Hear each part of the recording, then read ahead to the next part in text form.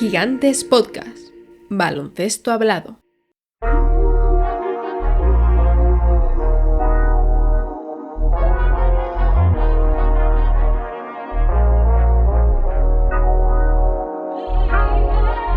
La eliminación de la selección española de baloncesto en París 2024 abre un nuevo periodo para la Federación Española de Baloncesto, un nuevo periodo en el que repensar el proyecto, en el que buscar nuevos nombres y apostar por los jugadores jóvenes que vienen empujando desde las categorías inferiores. Varias generaciones de jugadores tanto de 2004, 2005 como 2006 llevan mucho tiempo llamando a la puerta y ahora probablemente tengan su oportunidad en este nuevo periodo que se abre para la selección absoluta masculina. A la luz de lo visto, tanto en el Mundial de 2023 como en estos Juegos de 2024, es momento de plantearse cuál es el futuro de la selección española de baloncesto, qué jugadores pueden quedarse, qué jugadores pueden decir adiós y cuáles hay que empezar a tener en cuenta de cara a este futuro inmediato para la selección española. Así que hoy, en este vídeo, aquí en Gigantes del Básquet, nos lo preguntamos y tratamos de responder a esa cuestión. ¡Arrancamos!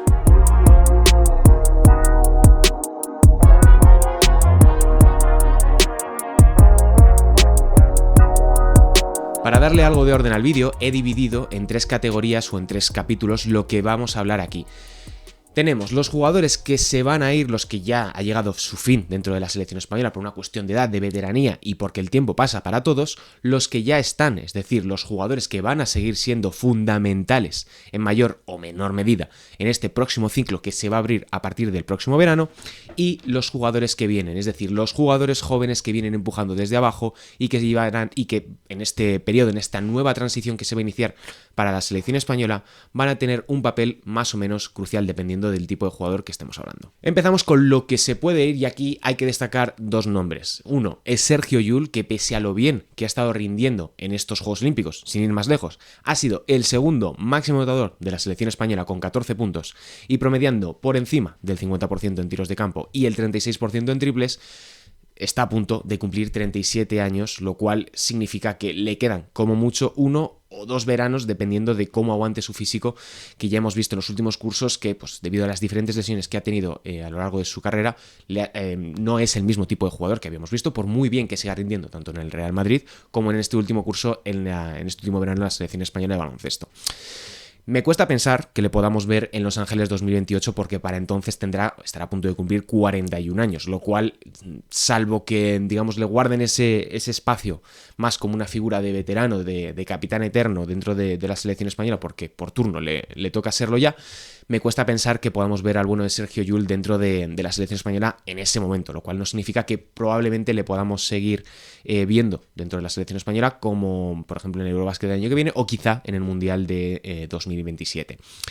El segundo nombre que quiero destacar aquí entre los que se pueden ir es Ricky Rubio. Lo digo y lo meto, lo introduzco dentro de esta categoría porque realmente no sabemos qué va a pasar con Ricky, no sabemos qué va a decir respecto de su carrera profesional. Todavía, mientras estamos grabando este vídeo, no sabemos dónde va a jugar la próxima temporada 24-25 a nivel de clubes, si va a decidir permanecer en el Barça, si va a optar por el Girona, por el Juventud o optará por colgar las botas definitivamente y no seguir jugando como profesional. Así que lo más seguro es que probablemente ya sea muy difícil contar con Ricky Rubio, pese a lo joven que sigue siendo el jugador nacido en 1990 y que sigue teniendo esa magia, ese desparpajo que le ha convertido en uno de los jugadores más importantes de la última década para el baloncesto español. No obstante, hay evidentemente cuestiones más importantes en el baloncesto y en la carrera de Ricky Rubio y, como os digo, es muy difícil pensar o determinar qué es lo que va a ocurrir en este próximo ciclo olímpico para el nativo del Masnou. Y llegamos a uno de los puntos fundamentales y es los jugadores que están, los jugadores que van a permanecer, los nombres que van a seguir siendo cruciales en la selección dirigida por Sergio Scariolo, que recordemos renovó hasta el final de este ciclo olímpico, al final de Los Ángeles 2028, y que le seguiremos viendo, salvo cambio inesperado de los acontecimientos, como seleccionador absoluto de la masculina. Y aquí hay dos nombres que yo creo que ya ha llegado su momento, que llevamos mucho tiempo hablando de ellos, esperando que den ese salto de calidad, aunque ya lo vimos un poco en cierta medida en el Eurobásquet de 2022, pero en estos dos últimos veranos quizá hayan dado un pasito atrás, como son los hermanos Hernán Gómez. Billy viene de tener un primer año de regreso en la Liga Endesa bastante complicado, lo hemos visto sufrir un poquito para adaptarse de nuevo a este juego en la Euroliga, esa doble competición con el FC Barcelona, y que en ciertos momentos ha quedado un poco relegado o superado por otros jugadores dentro de la actuación del Barça. Algo que se ha traducido también a estos Juegos Olímpicos, donde no le hemos visto del todo cómodo, no le hemos visto dominar a nivel ofensivo como sí había ocurrido en otros torneos, incluso en el Mundial del año pasado, donde estuvo yo creo que bastante bien, dadas las circunstancias por la lesión que tuvo Lorenzo Brown y por la baja de última hora de Ricky Rubio. Así que yo creo que es un jugador que en el próximo ciclo olímpico, al término del próximo ciclo olímpico, tendrá 34 años, por tanto sigue siendo alguien joven, un pívot que tiene puntos, que tiene la capacidad de marcar la diferencia en el bloqueo directo y que tiene un juego de pies extraordinario. La cuestión con él siempre es la consistencia, que sea capaz de ser bueno de manera consistente durante el trayecto de todo un torneo. Y ahí sin duda, evidentemente, la clave fundamental es que tenga un base al lado que le dote de balones de calidad, porque sin eso no creo que sea capaz Billy Hernán Gómez de poder marcar la diferencia bajo los aros, como ha quedado patente tanto en el Eurobasket en el Mundial de 2023 como en estos Juegos Olímpicos de París 2024, donde sin un base que le nutra, que le proyecte, que le eleve, es muy complicado verlo. En contraste, por ejemplo, con lo ocurrido en el Eurobasket de 2022, donde fue sin duda el MVP del torneo y ayudado fundamentalmente por un Lorenzo Brown extraordinario. Y aquí lo relaciono un poco también con lo que ocurre con su hermano, que es con Juancho Hernán Gómez, que en este último torneo le hemos visto un poco fuera de la rotación. No sé si es por una cuestión de que seguía arrastrando los problemas físicos que le mermaron en el Preolímpico de Valencia, o bien porque no contaba con la confianza de Sergio Scariolo de cara a ocupar ese puesto de 4 titular o de 4 suplente, dependiendo de cómo fuesen las rotaciones. Pero claro, es un jugador al que tienes que tener en cuenta siempre. Estamos hablando de un alero defensivo con una capacidad de impactar, de intercambiar y que te permite plantear diferentes escenarios defensivos, que es, yo creo que fundamental para el momento en el que está ahora mismo la selección española. Ha tenido un año también complicado de regreso a Europa en Panathinaikos, aunque se haya proclamado campeón de la Euroliga y de la Liga griega bajo la dirección de Gene Ataman, pero claro, es un jugador que necesita tener confianza, es un jugador al que necesitas darle un poco de espacio, aunque tenga un momento malo, para que sea capaz de producir. Cuando no tiene esa confianza o no se siente con total seguridad, es muy difícil que le veamos producir a nivel ofensivo a pies quietos, donde es realmente uno de los mejores 3&D de todo el continente europeo. Y ya que estamos hablando de jugadores que regresan a Europa, el siguiente nombre es Usman Garuba. Para mí es el mejor pivote suplente que puede tener la selección española por esa capacidad física que tiene, que es el mejor interior suplente que te puedes encontrar dentro de todo lo que tienes en el baloncesto español a día de hoy. Es un jugador que te eleva muchísimo en las alineaciones defensivas saliendo desde el banquillo, y que, por ejemplo, cuando ha compartido cancha con Alberto Díaz, con Jaime Pradilla o incluso a veces por momentos con Santi Aldama como referencia ofensiva, le hemos visto grandes momentos, tanto en ataque como sobre todo en defensa. Y yo creo que es un jugador que este regreso a Europa, cuando ya se confirme su fichaje por el Real Madrid, sin duda estamos hablando de un jugador muy a tener en cuenta, que probablemente ayude a esas alineaciones suplentes o a esos jugadores que vengan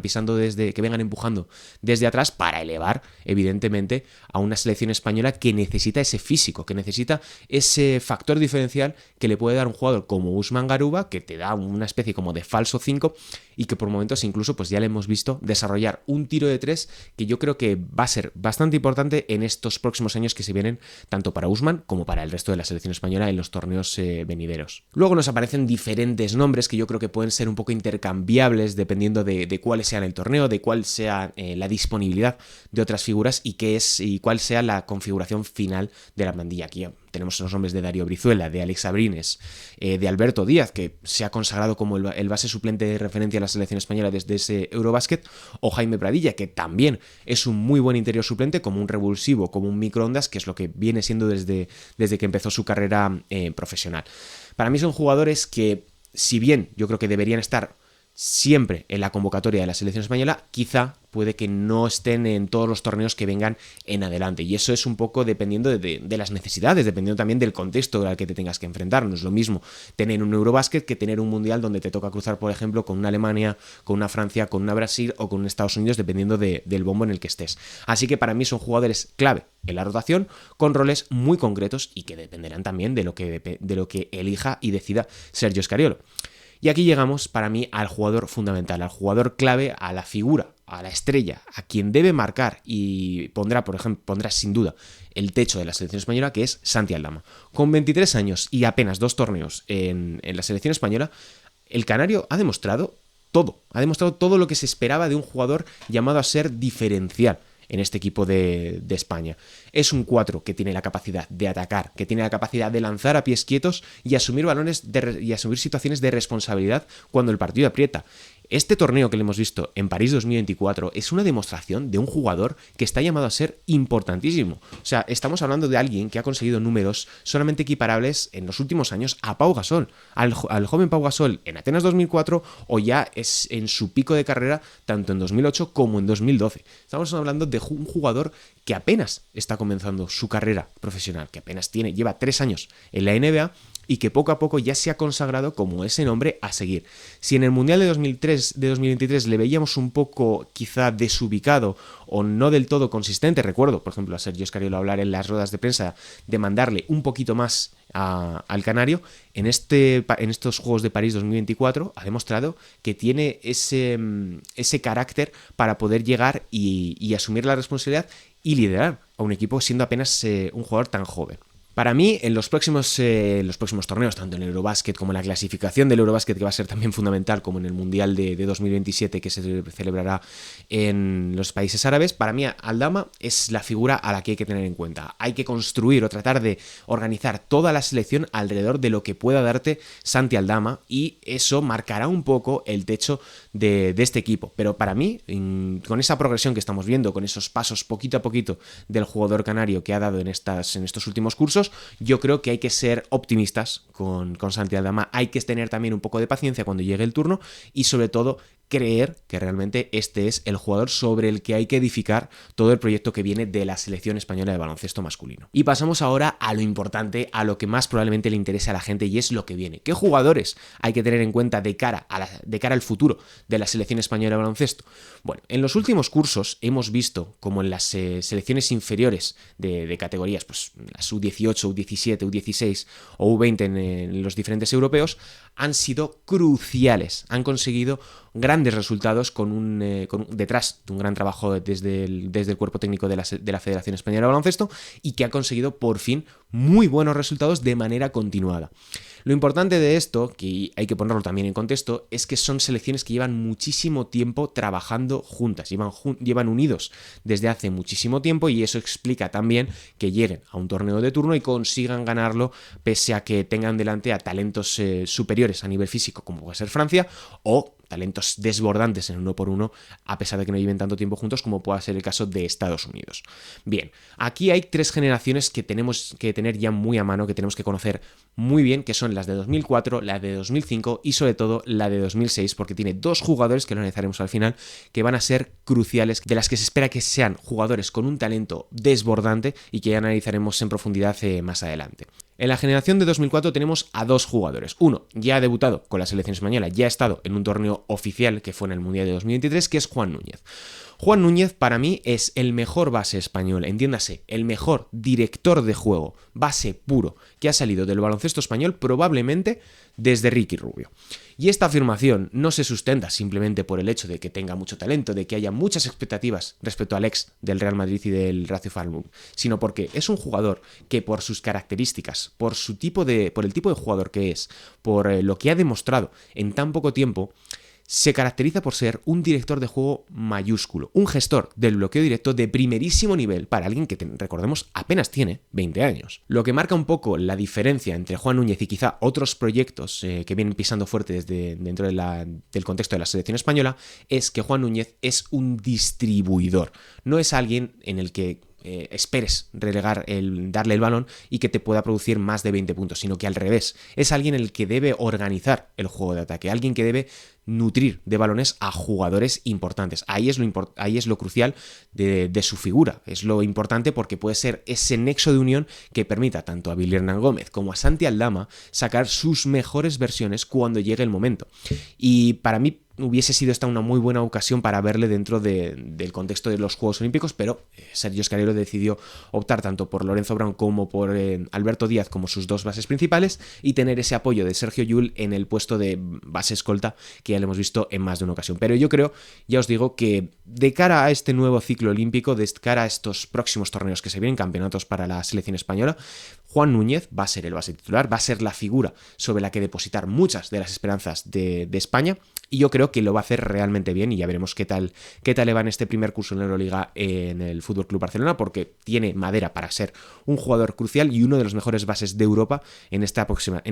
década. Y el segundo nombre dentro de la generación 2004 es el de Baba Miller. Baba Miller quizá le falte todavía un poquito de desarrollo físico, de desarrollo dentro del juego para que probablemente le podamos ver en la selección absoluta. Baba Miller es un jugador que todavía tiene que definirse si va a ser un 3, va a ser un 4 o va a ser un 5 y todavía y por el momento ha tenido bastantes problemas de adaptación dentro del contexto de la NCAA. Ha cambiado este año de universidad dentro del estado de Florida y veremos cuál es su progresión final para poder sacar conclusiones. De nuevo, estamos hablando de jugadores todavía muy jóvenes que están empezando sus carreras y que creo que hay que ser pacientes a la hora de sacar las primeras conclusiones con ellos, y no simplemente por el hecho de haber conseguido buenos resultados en las categorías inferiores van a llegar cumpliendo los 20-21 años y van a salirse en la selección absoluta. Hay que ser pacientes, hay que tener un poco de cautela y no sacar conclusiones precipitadas. Pero claro, luego tenemos una generación como la de 2005, que para muchos es una de las es la mejor que ha salido probablemente desde la del 80 o las del 81, porque claro, estamos hablando de la última o la más reciente selección que ha conseguido ganar el Mundial Junior, el Mundial de Sub-19, anteriormente conocido como el Junior, que fueron los primeros desde esa generación de 1980 que ganó el oro en Lisboa en 1999, los llamados ahora Golden Boys 2.0, que claro, tienen yo te diría 3-4 jugadores que pueden ya a día de hoy ser titulares en un equipo de Liga Andesa, que pueden marcar la diferencia si tienen la oportunidad, y veremos si su progresión también les lleva a dar el salto a la NBA o bien se quedan en Euroliga o en otras ligas profesionales del resto del mundo. Aquí hay diferentes nombres,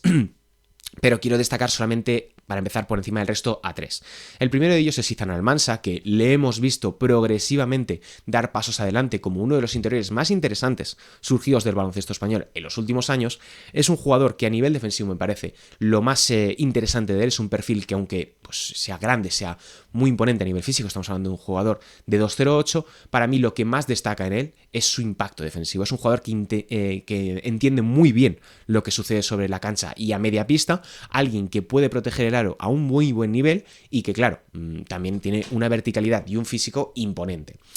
Aquí yo creo que lo que va a pasar, o lo que creo que puede acabar sucediendo con Izan Almansa, es que ya de cara al próximo verano le veamos ya en las convocatorias de la selección española, que quizá integre ese último puesto que normalmente estaba en disputa entre Jaime Pradilla y Seba Saiz, pero que, claro, puede ser un nombre muy a tener en cuenta después de lo que ocurra en esta temporada en la NBL, en la Liga Australiana, que recordemos que ha fichado por los Perth Wildcats después de borrar su nombre del draft de la NBA. Y esta generación de 2005, sobre todo, y es lo que marca un poco la diferencia, tiene centímetros, tiene muchísima altura, y es lo que le había faltado históricamente a la selección española desde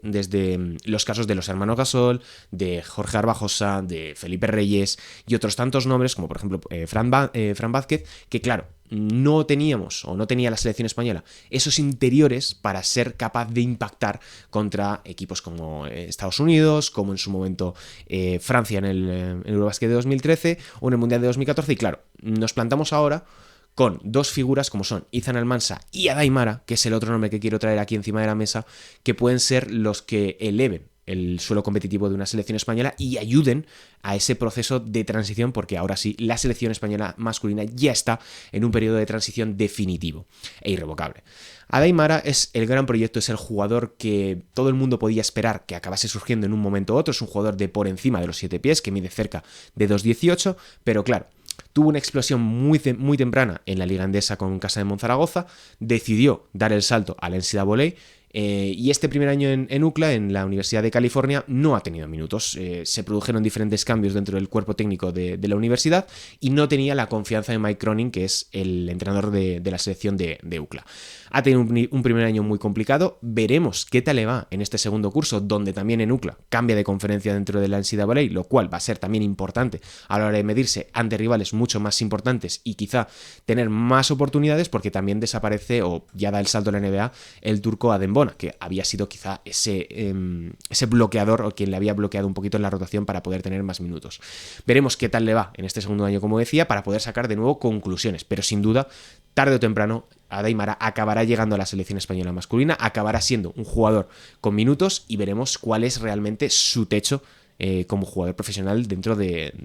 la selección española y en general del mundo del baloncesto. Y personalmente aquí quiero destacar a otro nombre que a mí me gusta desde hace muchísimo tiempo, que es Sergio de la Rea, el jugador del Valencia Basket, que es un jugador, un perfil muy distinto, porque estamos hablando de un base de 2-0-3, pero claro, estas generaciones que vienen pisando fuerte desde atrás de la selección española tiene una sobrepoblación de guards, tiene una sobrepoblación de bases, y probablemente ese hecho, más allá de que lo que pueda acabar sucediendo con su progresión, es lo que acabe marcando un poco si integrará el puesto de base o bien se desempeñará esa función entre el base y escolta que había tenido, por ejemplo, Sergio Llull en estos últimos años. Sergio de la Rea es un jugador especial, es un jugador con una capacidad desbordante sumamente inteligente, y esto es lo que hay que poner en valor cada vez que se hable de él, porque tiene una cabeza privilegiada tanto para entender el baloncesto como para el resto de cuestiones, y me gusta mucho. Es un perfil que ya le hemos visto debutar, le vimos estrenarse en el último amistoso de la selección en Granada, y yo creo que dejó muy buenas sensaciones por esa capacidad que tiene de poner el balón en el suelo, de cortar la defensa y sobre todo de dirigir en transición, que es un punto fundamental dentro del baloncesto actual, y que creo que con Sergio de la Rea podemos tener una figura muy interesante a la cual explotar, y veremos qué oportunidades tiene en este próximo curso en Valencia para, bueno, tener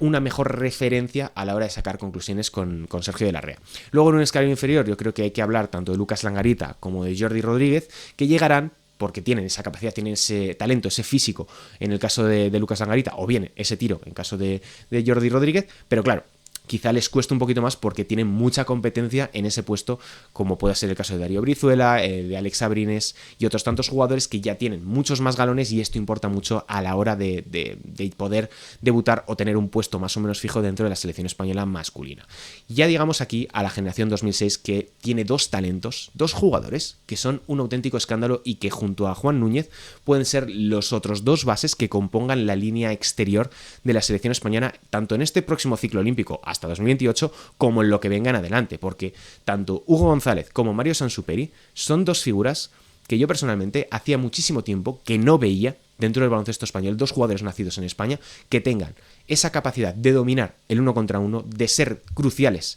en el 2x2, en el bloqueo directo, tanto para distribuir, que es lo que hace diferenciar, por ejemplo, a Juan Núñez, como para llegar al aro y anotar, porque eso es lo que en muchas ocasiones marca la diferencia cuando estamos hablando del baloncesto FIBA en selecciones europeas, del baloncesto FIBA con Estados Unidos y Canadá, por ejemplo, que ahora que se acaba de integrar dentro de la élite del baloncesto internacional. Claro, con Mario Sansuperi y con Hugo González tenemos dos jugadores, dos guards, que pueden llegar al aro a través de un bloqueo directo o sobre todo de un 1-por-1, que es muy difícil y muy raro de ver en el contexto de una selección europea, y que puedan ser tan diferenciales. Mario Sansuperi ya lo hemos visto en este último año en la Leboro en Tizona Burgos, y lo vamos a ver ahora en Liga Endesa de la mano de Diego Campo en Baxi Manresa, ser un jugador que tiene una capacidad de desborde, de llegar al aro, de poner el balón en la pintura y distribuir a partir de ahí, que raramente le hemos visto, se ha dado en un jugador, lo primero, tan joven, lo segundo, español, y lo tercero, que tenga ese desparpajo y esa seguridad de hacerlo con tan poca edad. Y Hugo González quizá nos genere un poco más de dudas, porque pese a que lleva ya mucho tiempo en las categorías inferiores del Real Madrid, todavía no ha debutado a un primer nivel o ha tenido grandes oportunidades a primer nivel dentro del baloncesto profesional. Veremos, ya que parece que se va a quedar en el Real Madrid, si tiene más ocasiones de demostrar su talento en un equipo Euroliga como es el Club Blanco. Para mí estos dos jugadores, sobre todo en el caso de Mario Sansuperi, me gusta muchísimo, y Hugo González yo creo que lo que tiene diferencial es esa capacidad para anotar tras bote, para superar a los suyos y generarse su propio tiro, ya sea en step back, ya sea tras un bloqueo directo, porque esas dos patas son muy importantes a día de hoy en un base, en un director de juego, y que te permite tener un Juan Núñez, que es un distribuidor, un Mario Sansuperi, que es un talento físico extraordinario, y luego Hugo González, que a nivel técnico te puede generar un volumen de puntos muy importante en el puesto de 1. La selección española va a tener que tomar una gran decisión respecto al puesto de base, porque no va a ser sencillo decir quién se queda fuera, quién es el base titular y sobre todo cómo organizas el sistema de juego, porque esa es otra de las cuestiones, y lo hablábamos en anteriores episodios y anteriores vídeos, que claro, la selección española en cierta medida ha caído en estos Juegos Olímpicos porque no ha terminado de tener el mejor sistema de juego adaptado al contexto de sus jugadores, o viceversa, o que los jugadores no se han adaptado de la manera adecuada al sistema de juego. Y quizá ahora que se abre este nuevo periodo de transición donde vas a tener que, bueno, lo más seguro es que tengas malos resultados, aunque luego haya que ponerlos en perspectiva, te permita explorar nuevas vías de juego, nuevas filosofías, nuevos sistemas, lo cual a la selección española le va a venir muy bien tener estos 3 perfiles de bases, más los que ya tienes en plantilla, por decirlo de alguna manera, para encontrar la manera o la filosofía que defina a esta nueva selección española. Y por último, que me lo he dejado para el final, está la cuestión de Lorenzo Brown. Lorenzo Brown venía a ser el jugador que un poco hilvanase o uniese o elevase el juego de la selección española en este periodo de pre-transición que hemos visto tanto desde el Eurobásquet de 2022 hasta la actualidad en estos Juegos de París 2024. Lorenzo Brown ha dejado claro que quiere seguir, lo declaró tras la eliminación de España en la fase de grupos en París 2024, y estamos hablando de uno de los mejores bases del continente europeo, uno de los mejores bases de la Euroliga, como bien ha dejado claro tanto en su paso por Rusia como en su paso por Maccabi Tel Aviv en este último curso, y ahora que ha fichado por el campeón de la Euroliga como es el Panathinaikos. Para mí es un jugador que es útil, es un jugador que cuando está bien físicamente, que está por ver en qué estado ha llegado a la selección española en este último torneo, después de un año muy complicado en el Maccabi de Tel Aviv, veremos realmente si puede o si tiene encaje dentro de lo que busca la selección española, porque probablemente por mucho que el jugador quiera continuar en la selección española, probablemente la Federación Española busque otras alternativas, busque otros jugadores en los que confiar, sobre todo por lo que veníamos hablando de que tiene 3 bases jóvenes muy importantes, más luego todo lo que ya tienes de estructura previa. Y aquí una de las cuestiones que me gustaría mencionar antes de terminar con el caso de Lorenzo Brown es que está a punto de cumplir 34 años, los cumple creo que es en el mes de agosto, y yo creo que para el próximo Eurobásquet, si España consigue clasificarse, que está por ver, porque ha empezado bastante mal esas 2 primeras ventanas de febrero de 2024, está por ver, yo creo que estará en el próximo Eurobásquet Lorenzo Brown como un poco de nexo entre lo que viene y lo que ya está. Y creo que volverá a hacerlo bastante bien, porque el Eurobásquet suele ser un torneo mucho más amigable, donde yo creo que de cara a ese Eurobásquet de 2025 habrá bastantes más bajas en las principales selecciones europeas, porque hay muchas que ya tienen su billete garantizado de cara a otros torneos. Así que para mí, yo creo que este es una cuestión que todavía tiene que resolver la selección española, pero afortunadamente tiene talento de sobra en el puesto de base para suplirlo, o bien para tomar una decisión sabiendo que puede que los resultados no sean los mejores a nivel de clasificación final, pero sí las sensaciones, y eso es lo importante a la hora de desarrollar un nuevo proyecto como es el caso de la selección española a día de hoy. Y hasta aquí el vídeo de hoy, o el podcast, dependiendo del formato donde nos estéis escuchando. Recordad suscribiros, dejar un comentario, que lo podéis dejar tanto en YouTube si nos estáis viendo, como en Spotify o en iVoox o en las plataformas que más os guste, darle like, suscribiros y dejarnos vuestras opiniones respecto de cuál debería ser la próxima convocatoria de la selección española de cara a ese Eurobásquet de 2025, donde se juega mucho la Federación Española y donde veremos cuál es el techo real de esta selección española a futuro. Mi nombre es Sergio Rabinal, un saludo y hasta la próxima.